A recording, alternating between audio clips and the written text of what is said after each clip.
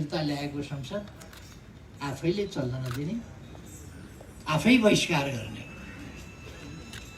आफै व्यवधान खडा गर्ने, आफै वेलमा गएर नारा लगाउने, त्यस प्रकारको स्थिति बन्यो। पहिलो दिन नै अध्यादेशहरू अधिवेशन प्रारम्भ भएको पहिलो बैठकमै प्रस्तुत गर्नुपर्छ संविधान अनुसार। त्यो सरकारलाई प्रस्तुत गर्न दिइएन अथवा संविधान कार्यान्वयन गर्न दिइएन, संविधान कार्यान्वयन गर्न व्यवधान खडा गरियो।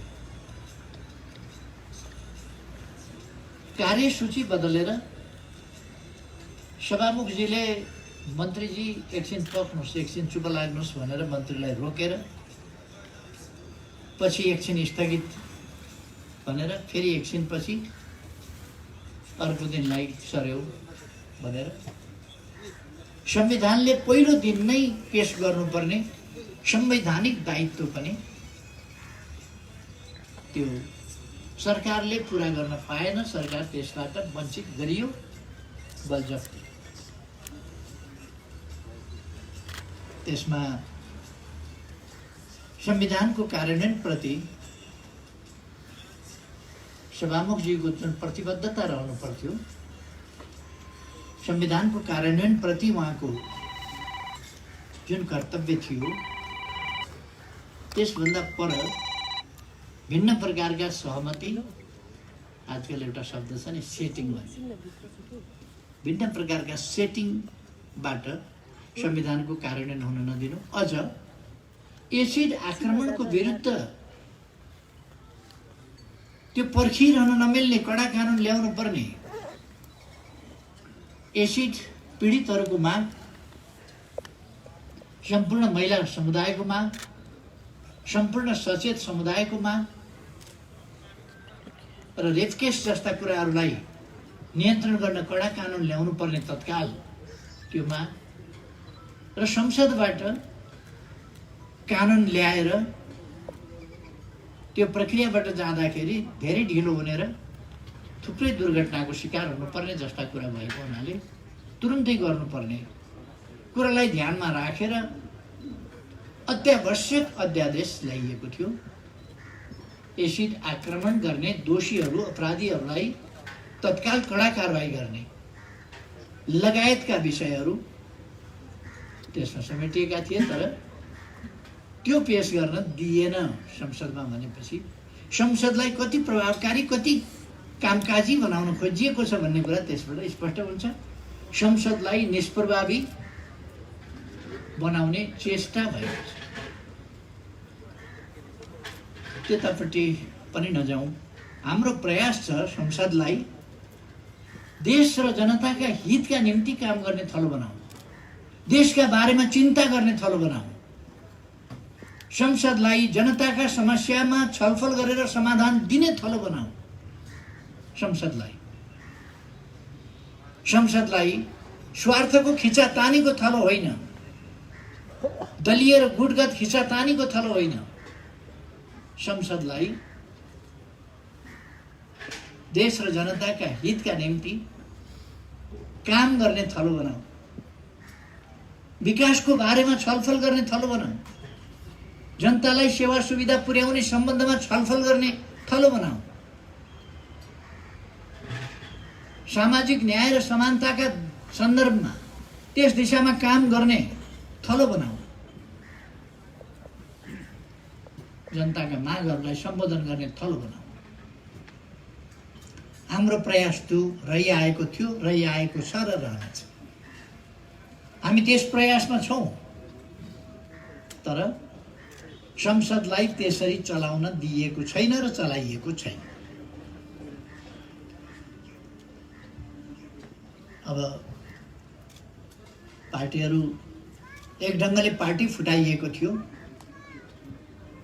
एक ढङ्गले के पार्टी फुटाइएकै थियो नि। अध्यक्षलाई निष्कासन गरिएको थियो, महासचिवलाई निष्कासन गरिएको थियो, संसदीय दलको नेताबाट हटाइएको थियो। कहाँबाट हटाएको? बाटाबाट हटाएको। त्यो उहाँहरू पद्धति विधि तपाईँहरूले खुब सुन्नुभएको छ। त्यसअनुसार चल्ने मान्छे भएको हुनाले बाटैमा विधि पुर्याइदिनुहुन्छ, बाटैमा पद्धति पुर्याइदिनुहुन्छ। बाटैमा विधान बाटैमा पुर्याइदिनुहुन्छ, बाटैबाट अध्यक्ष निकालिदिनु भयो, बाटैबाट दलको नेता हटाइदिनु भयो, उपनेता हटाइदिनु भयो, बाटैबाट अनेक आदेश फरमानहरू। म त कति बिचरा भएको होला हेर्नुहोस् त, साधारण सदस्यताबाट पनि निष्कासित।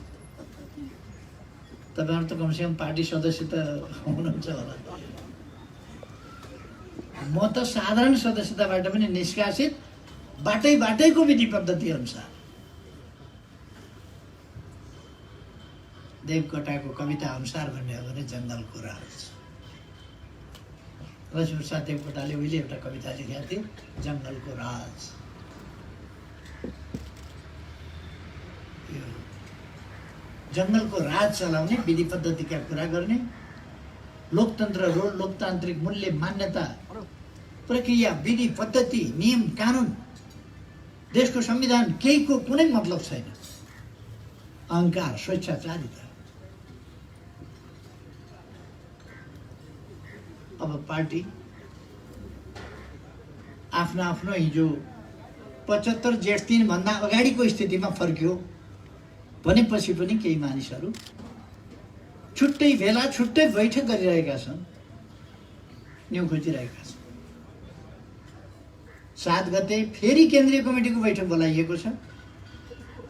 उहाँहरू भोलि राष्ट्रिय भेला प्रयोग गर्ने, भेला बोलाउने, राष्ट्रिय भेलाबाट प्रतिवेदन पास गर्ने अरे, राष्ट्रिय भेलाबाट के समानान्तर कमिटी बनाउने अरे। समानान्तर होइन, अर्को कमिटी बन्ला। कसैले पनि अब अर्को कुनै पार्टी बनाउँछ कि कमिटी बनाउँछ कि त्यो त के गर्न सकिन्छ, पार्टी। तर एउटै पार्टीमा बसेर यस पार्टीमा अब उपरान्त अराजकता, अनुशासनहीनता, उशृङ्खलता जस्ता कुराहरू, विधान विपरीतका काम कारबाहीहरू, पार्टीको एकता विरोधी क्रियाकलापहरू, ती कुराहरूमा छुट हुने छैन। ती कुराहरू मान्य हुन सक्दैन। त्यस्ता कुराहरूलाई हामी सहेर बसिरहन सक्दैनौँ। अचाक्ली भयो। पार्टीलाई पार्टीको रूपमा चल्न नदिने, भाँड भैलो मचाउने, जहिले पनि भाँड भैलो, यो कुरा चाहिँ हुन सक्दैन। पार्टीमा हामी सबैले आफ्ना हिसाबले अनुशासित भएर, एकताबद्ध भएर, विचारमा केन्द्रित भएर काम गर्नुपर्छ। अब अनुशासनहीन भयो भने पार्टीको विधान छ, देशको कानुन छ, संविधान छ, संसद नियमावली छ, दल सम्बन्धी कानुन छ। यी सबै कुरातिर म ध्यानाकर्षण गर्न चाहन्छु। हामीले खोजेको एनार्किजम होइन, हामीले खोजेको एउटा सभ्य अनुशासित समाज हो। त्यस्तो समाज निर्माण गर्नका लागि पहिली पार्टी, सही विचारको, सही ढङ्गले चलेको एकताबद्ध र अनुशासित पार्टी चाहिन्छ र गतिशील पार्टी चाहिन्छ। आफ्ना अहम तुष्टिका लागि, अहङ्कारका लागि मनपरी गर्दै हिँड्न कसैलाई पनि छुट हुँदैन र कोही पनि कानुनभन्दा माथि कोही हुँदैन। कानुनका नजरमा सबै समान छन्। डेमोक्रेसीको आधारभूत कुरा त्यो हो। कानुनका नजरमा सबै समान छन्। म भोलिको भेला सुन्दैछु, भोलि भेला आयोजना गरेका छ अरे, आह्वान गरेका छ अरे।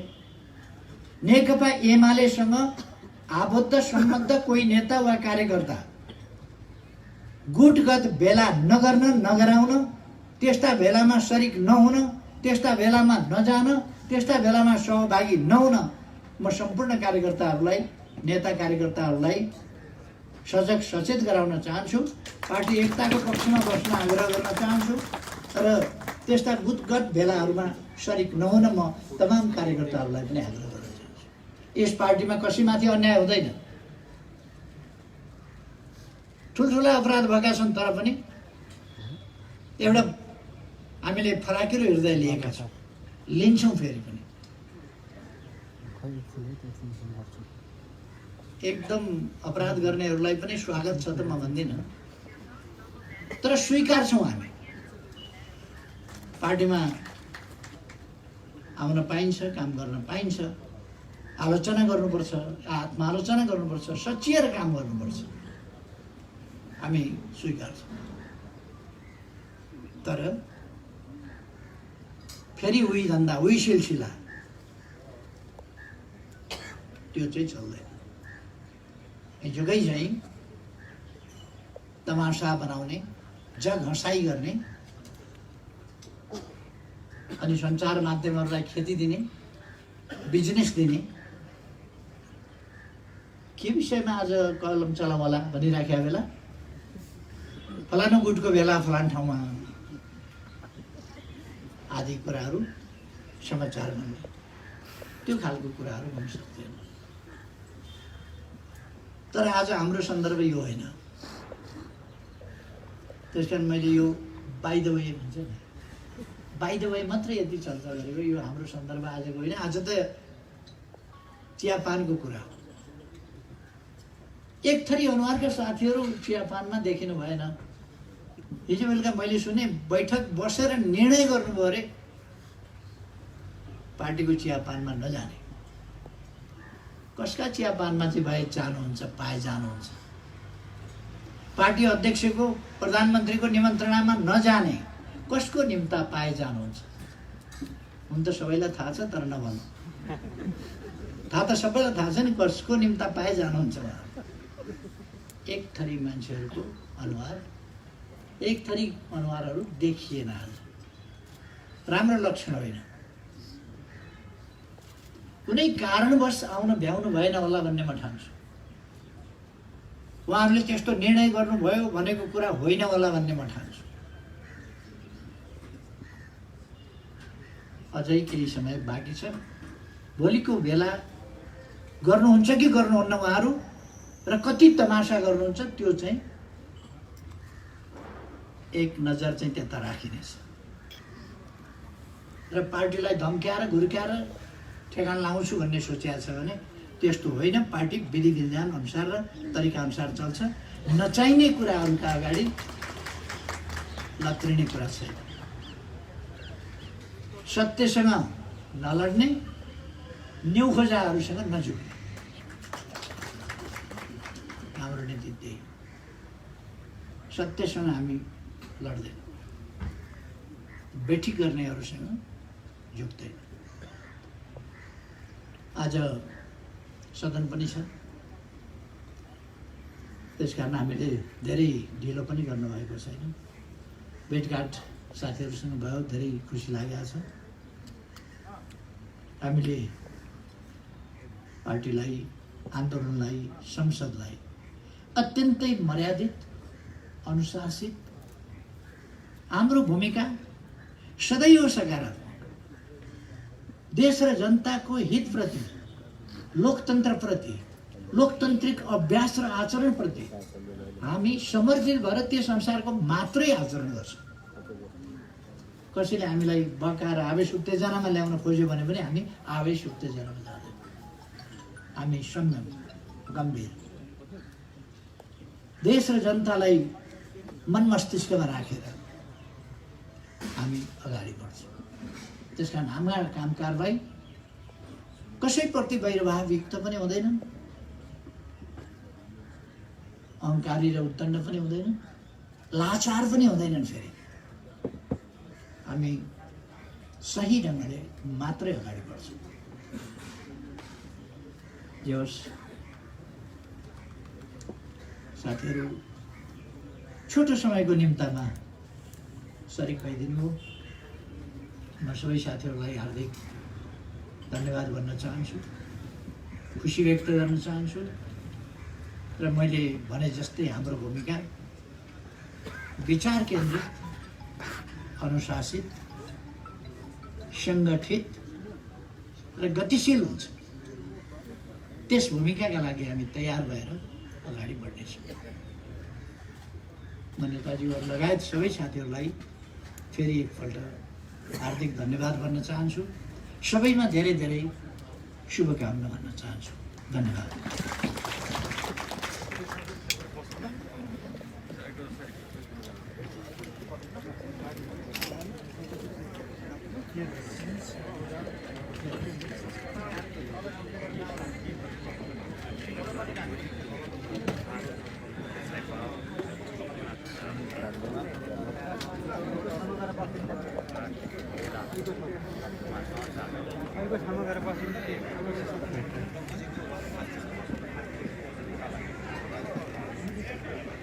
पत्रकार सरहरू